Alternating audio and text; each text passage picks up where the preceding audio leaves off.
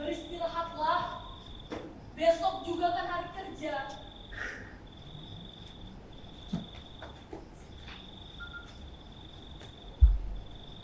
Sebentar dulu, Saina.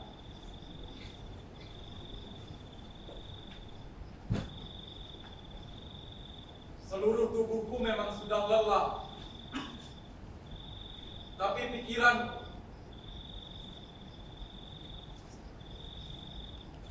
pikiranku masih saja mengambang ke sana kemari.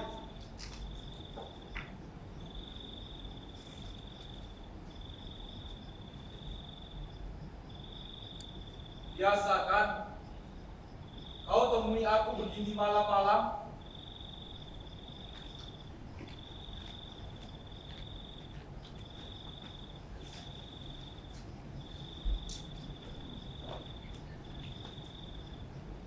Baiklah. Tapi apa boleh? Aku mengetahui apa yang sedang kau pikirkan malam ini. Semuanya, Saina.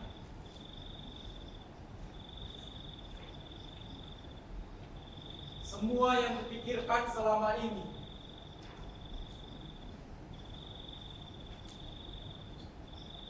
Sudah kutuangkan dalam buku harian.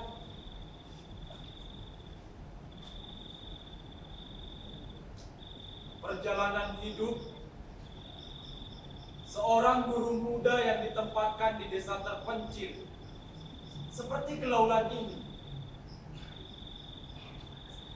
Ini merupakan lembaran-lembaran terbuka bagi semua orang.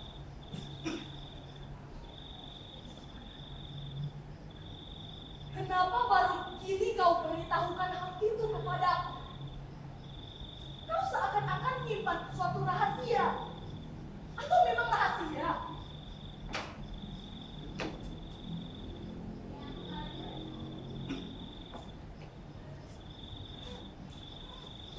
Sama sekali bukan rahasia, Saina.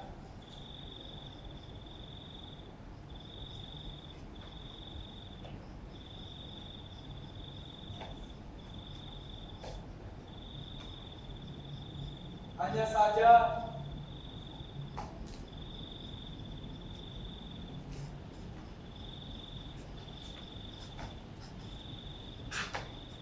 malam-malam di tempat terpencil seperti ini seakan-akan memanggil aku untuk ikut merenungkan sesuatu. Dan jika aku tak bisa memenuhi ajakannya, aku akan mengalami semacam frustasi, Saina.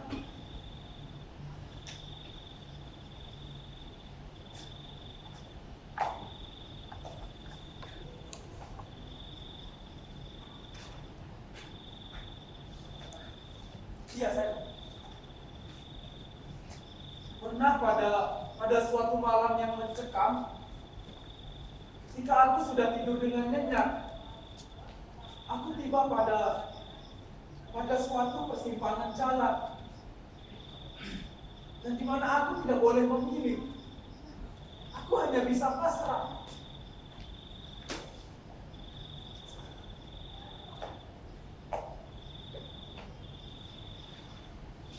Apa yang bisa kulakukan di tempat yang sesunyi ini, Saina? Apa maksudmu? Tunggu sebentar, Saina. Tunggu.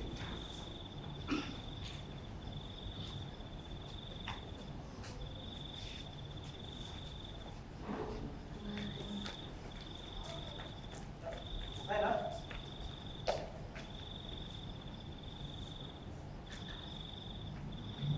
Coba kau baca ini, Saina. Ini catatanku tanggal 2 Oktober 1977.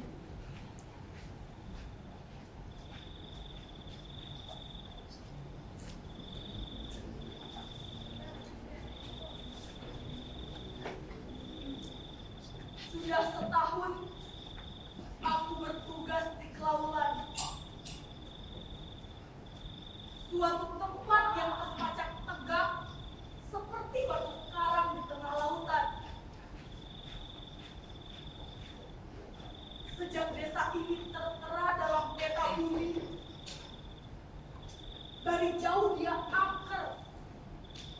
bersahabat, panas dan debu melecut tubuh.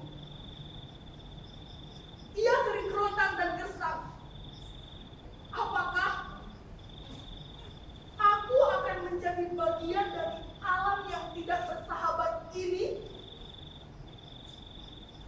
dan menjadi penonton yang diombang-ambingkan oleh bara komponannya?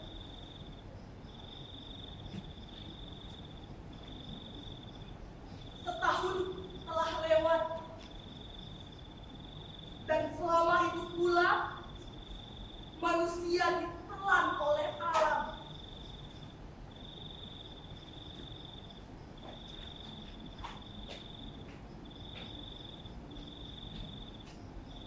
Aku belum menemukan kejantanan di sini.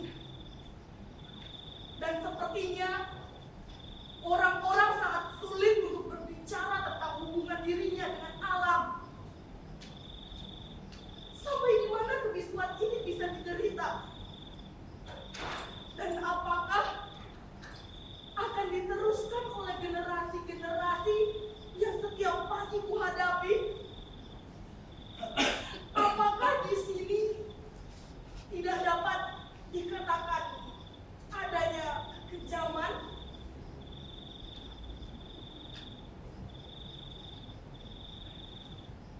Kenapa kau berhenti? Jangan tatap aku seperti itu, Saina. Apakah tulisan ini tidak keterlaluan? Dan bisakah ditemukan kejujuran di dalamnya? Kejujuran. Kejujuran kupertaruhkan di dalamnya, Saina.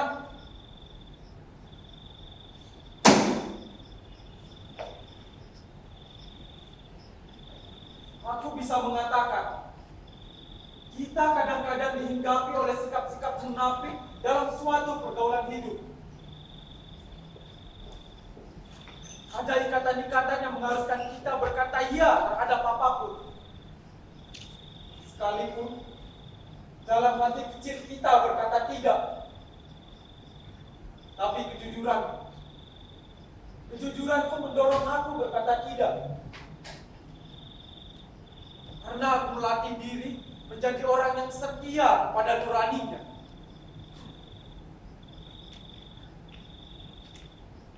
Aku juga tahu, masa kini yang paling dibutuhkan adalah orang-orang yang mau berkata iya. Dan yang berkata tidak akan disisihkan.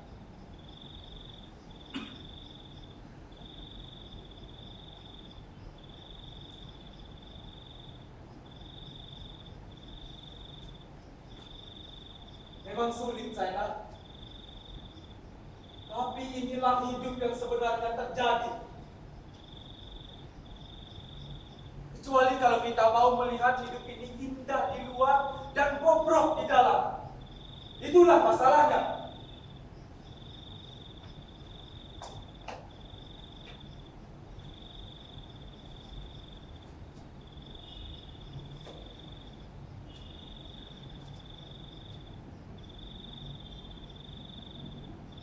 Tapi aku tidak berpikir sampai ke sana. Pikiranku sederhana saja. Kau masih ingat tentunya. Waktu kita pertama kali tiba di desa ini. Iya, setahun yang lalu.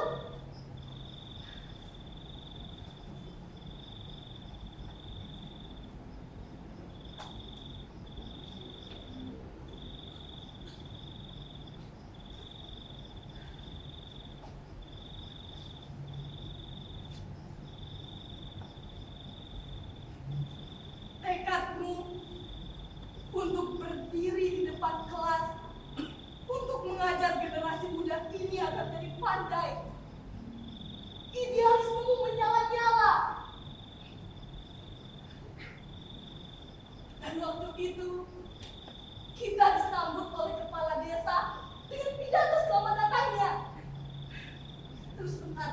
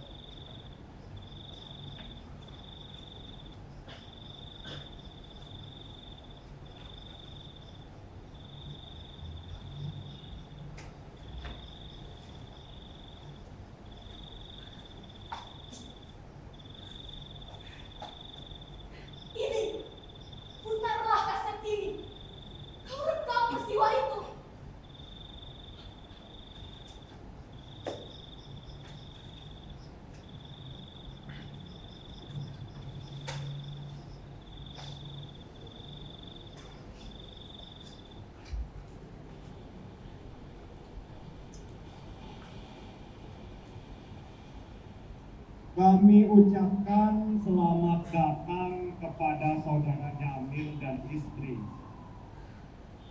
Ya, inilah tempat kami. Kami harap saudara betah menjadi guru di sini. Untuk tempat saudara berlindung dari panas dan angin, kami telah menyediakan pondok yang barangkali tidak terlalu baik bagi saudara. Dan apabila nanti saudara memandang bangunan SD yang cuma 3 kelas itu, dindingnya telah robek, daun pintunya telah copot, lemari-lemarinya juga sudah reot, dan lonceng sekolah itu dibuat dari bekas pocul tua yang sudah tidak terpakai lagi. Ya, begitulah keadaannya. Dan semuanya tentu menjadi tantangan bagi kita bersama. Selain itu, kami perkenalkan 2 orang guru lain yang sudah 5 tahun bekerja di sini. Yang ini adalah saudara Sandi, sedang yang berkacamata itu adalah saudara Hasan. Kedatangan saudara tentu akan memperkuat tekad kami untuk membina generasi muda di sini. Dan tentu saja harapan seperti ini menjadi harapan dari saudara Sakti dan saudara Hasan pastinya.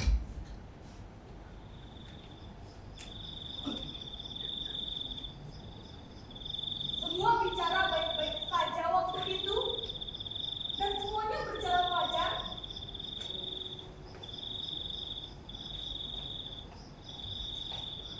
Apakah ada yang tidak wajar pada diriku sekarang ini?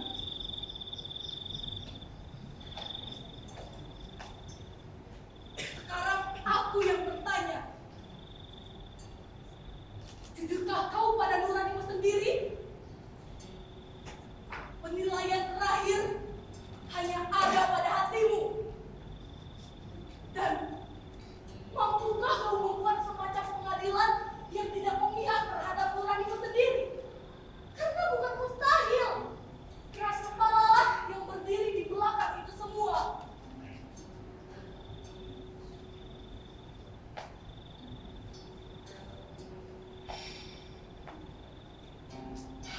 Dan terus terang saja, dari hari ke hari, kita seperti terdesak dalam masyarakat yang kecil ini. Apakah masih harus kukatakan bahwa aku telah berkata jujur dalam setiap tindakanku? Kau menyalahkanku karena aku terlalu banyak bilang tidak dalam setiap dialog dengan sekitarku. Tapi inilah hatiku yang hilang, Saina, untuk ikut gerak langkah masyarakatku. Tidak, Saina. Mental masyarakat seperti katamu itu tidak hanya terbatas di desa saja, tetapi juga berada di kota, Saina. Kau tidak memahami masyarakatmu. Masyarakat itulah yang tidak menghendaki. Dan siapa yang salah dalam hal ini? Masyarakat. Yang benar. Aku. Lalu, Aku mau pindah dari sini.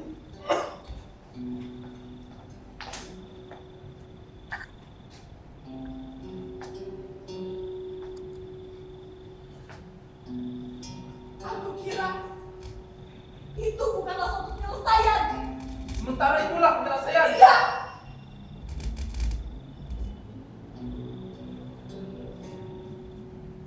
Mesti ada sesuatu yang hilang antara kau dengan masyarakatmu. Selama ini, kau membanggakan dirimu sebagai seorang idealis. Idealis sejati malah. Apalah arti kata itu bila kau sendiri tidak bisa dan tidak mampu berdurhaka dengan masyarakatmu?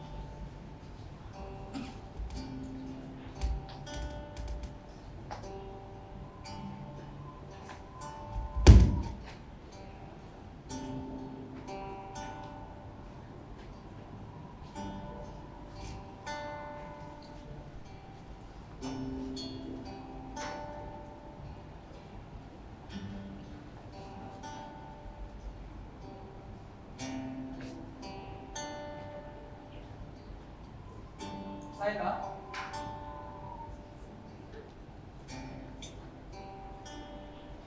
aku mau hidup jauh dari kebisingan. Aku tertarik dengan kehidupan sunyi di desa.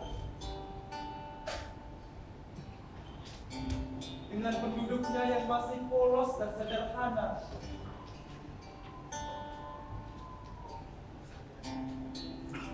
Di sana, aku ingin melihat manusia seutuhnya.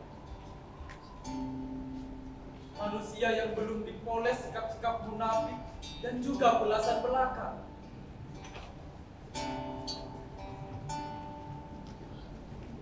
Aku harap kau menyambut dengan gembira keinginanku ini. Dan kita akan pergi ke sana bersama-sama, Saina. Di sana, tenagaku lebih dibutuhkan daripada di kota. Dan akan ada banyak hal yang bisa kulakukan di sana.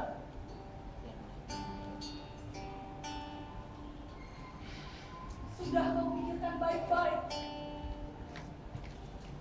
Perjuangan di sana berarti di luar jangkauan perhatian.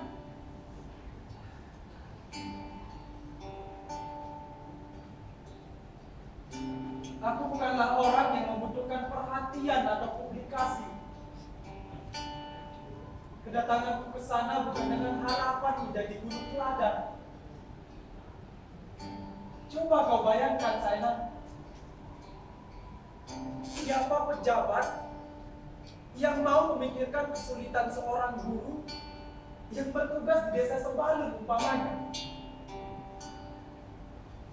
Iya. Mereka memang menerima gaji tiap bulan. Tapi dari hari ke hari, mereka dicekam kesunyian.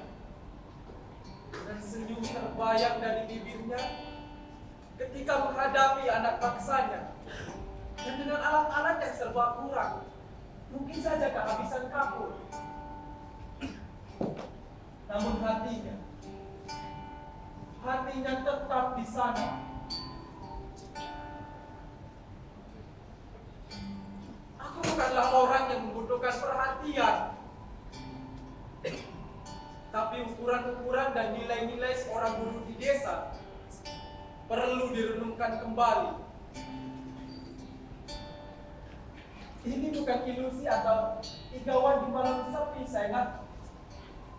Sedang teman-teman di kota memiliki kesempatan untuk hal-hal yang sebaliknya dari kita ini.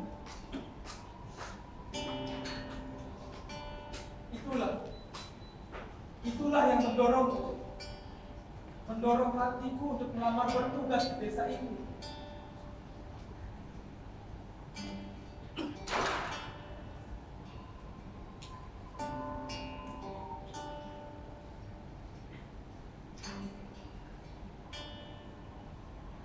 Baiklah.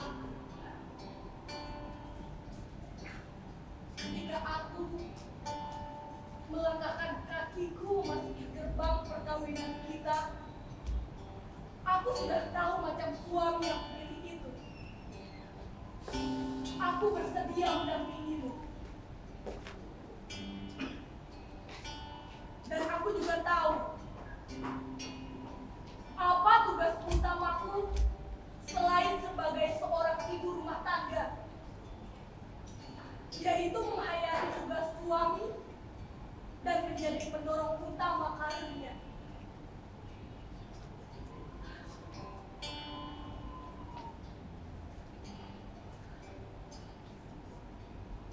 Aku bersedia meninggalkan kota yang ramai ini. Dan aku juga sudah siap mental untuk menghadapi kesunyian dan kesepian macam apapun. Kau tak perlu sanksi.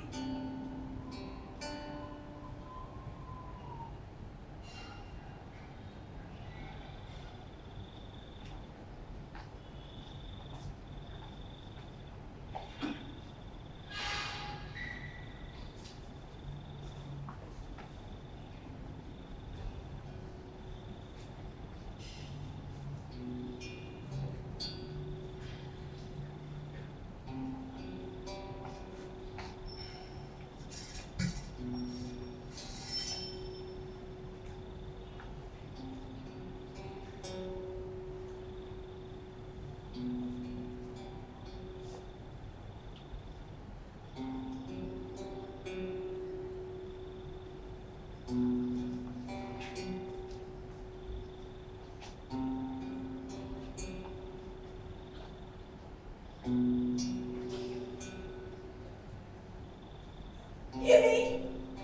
aku menjadi saksi terhadap dirimu. Mana? Mana idealismemu itu? Tengoklah. Apakah jajaran-jajaranmu ini tidak dapat memberikan jawaban atas apa yang kau hadapi sekarang ini? Di sini ada jawaban yang diberikan oleh Erich Fromm, Yuris Emerson, atau Alvin Toffler. Ya. Malam-malam aku sering melihat kau membuka-buka buku-buku itu. Membuka buku Erich Fromm yang berjudul The Sand Society atau Future Shock-nya Alvin Toffler itu. Zainal, apa yang kau ketahui tentang Erich Fromm dan juga bukunya itu? Tidak banyak. Tapi yang ku ketahui, ada orang-orang yang mencari kekuatan pada buku-bukunya. Dan dia tidak akan mundur. Walau kehidupan pahit macam apapun disodorkan kepadanya. Kenapa? Karena ia mempunyai integritas diri yang lebih tinggi daripada orang-orang yang menyebabkan kepahitan di dalam hidupnya. Apakah kau menyerah dalam hati ini?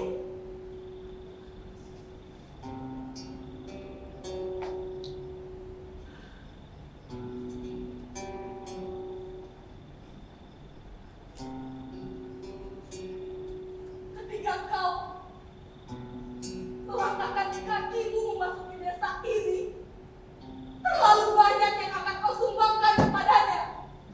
Dan ini harus kau akui. Tapi kini akuilah. Kau menganggap desa ini terlalu banyak meminta dirimu. Inilah resiko hidup di desa. Seluruh aspek kehidupan kita disorot. Sampai-sampai soal pribadi kita dijadikan ukuran mampu atau tidaknya kita bertugas. Dan aku tahu hal itu.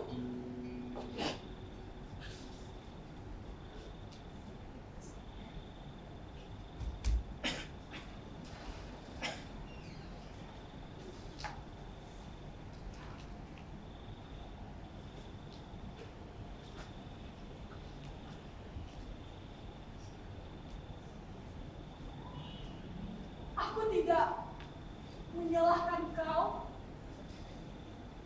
malah diam-diam menghargai kau. Karena hal itu sudah sepatutnya.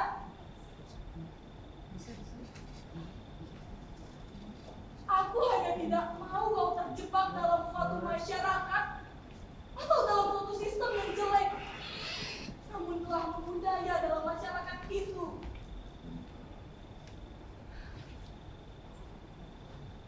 Dimanapun kau berada, juga sekiranya kau bekerja di kantor, kau pernah dengan penuh semangat menceritakan bagaimana novel Yuris yang berjudul QQ7 itu.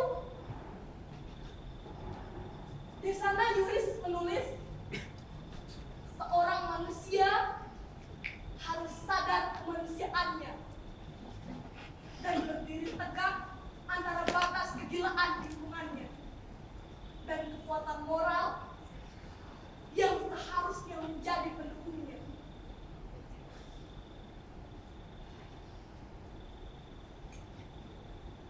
Betapapun kecil kekuatan itu, di sanalah manusia itu dipuji. Aku tak menyetujui bila kau bicara soal kalah menang dalam hal ini. Tidak ada yang kalah dan tidak ada yang menang.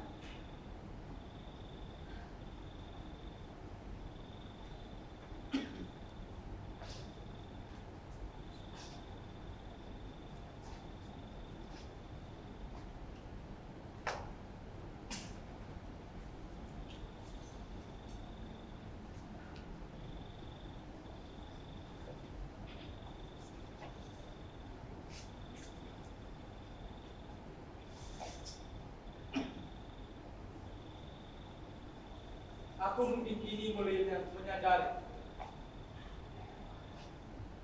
apa benda yang hilang yang kau katakan tadi.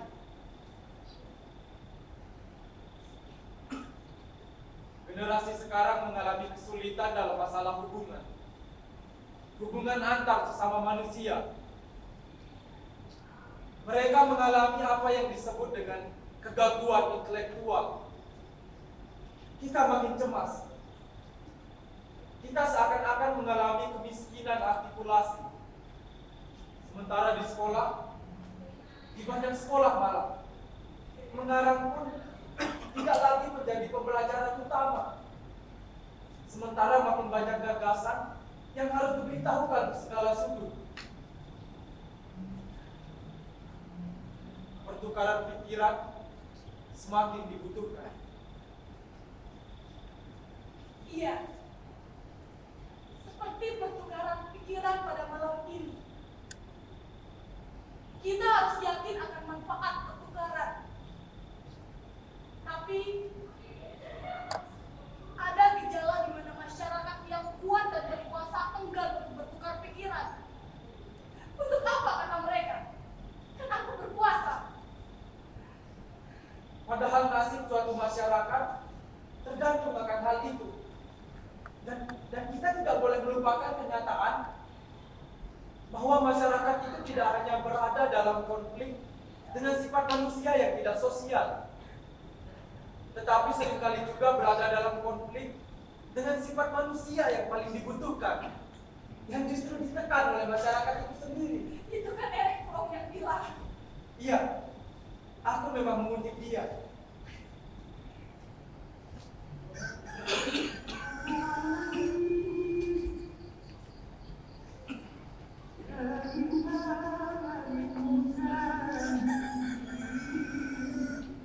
Ternyata ini sudah subuh. Siaplah, pagi ini anak-anak menunggumu. Generasi muda yang sangat membutuhkan kau.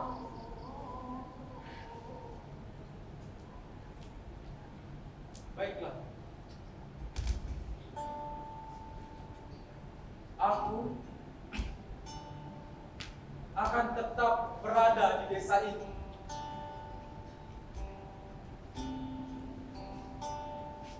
Yakinlah. Aku akan tetap bersamamu. Yakinlah.